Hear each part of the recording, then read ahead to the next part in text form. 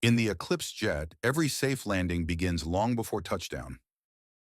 This video will guide you through using the Stabilized Approach Evaluation Card, a practical tool for ensuring safe, repeatable landings and preventing runway excursions. Too fast, too high, or drifting late in the approach. These small deviations often lead to big consequences. Runway overruns are one of the most common landing incidents in light jets. The EJOPA Stabilized Approach Card provides structured checkpoints to help you stay ahead of the aircraft and make safe, timely decisions. The card breaks the approach into 4 gates, each with a specific call and decision. At 1,000 feet, you should be fully configured. That means gear down, final flaps set, and speed within limits. At 500 feet, you must be stabilized in every way: speed, glide path, and centerline. At minimums, call going visual or go around, based on what you see. And by 200 feet, if any parameter is still off, a go around is mandatory. The color zones on the card reflect action levels. Green is goal, you're on target. Yellow is caution, something's wrong, but may be recoverable. Red is the limit, a no-go condition. If you're floating beyond the expected touchdown zone or drifting off center line, call go around. Another tool that will help you with these altitude callouts is the EJOPA sticky note. Fill this out during your approach setup and brief.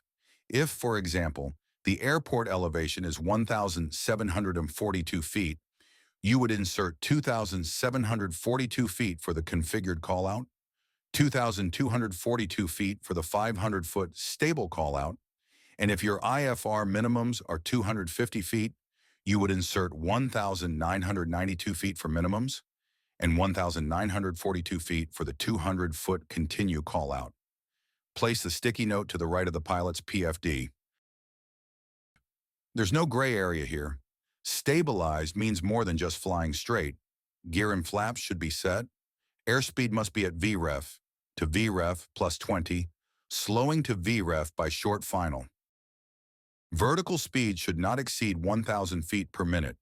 You must be on glide path, on centerline, and the thrust should be set to support a stable descent. At the threshold, speed should be VREF max. The card also defines the touchdown limit, or TDL, on a dry runway. Touchdown within 500 to 1,500 feet from the threshold, or the first third of the runway, whichever is shorter. On a contaminated runway, compute your factored landing distance. Subtract it from the landing distance available. Then add 1,000 feet. That's your touchdown limit. Touch down before that, or go around. Laterally, if the center line drifts outside your main gear, that's also a mandatory go-around. 200 feet above field elevation is the final gate. If you're not stable by then, you must go around. The continue call is not a clearance to land. It simply means stability is close and expected by 200 feet. Landing is only permitted if the touchdown zone is visible, the runway is clear, and all criteria are met. The Stabilized Approach Card helps Eclipse jet pilots fly predictably, decide decisively, and land safely. Use it for every flight. Say the calls out loud, respect the gates, and never hesitate to go round. If you are a member of EJOPA, you can receive a free card by sending a request to sae@eclipsejetpilots.org.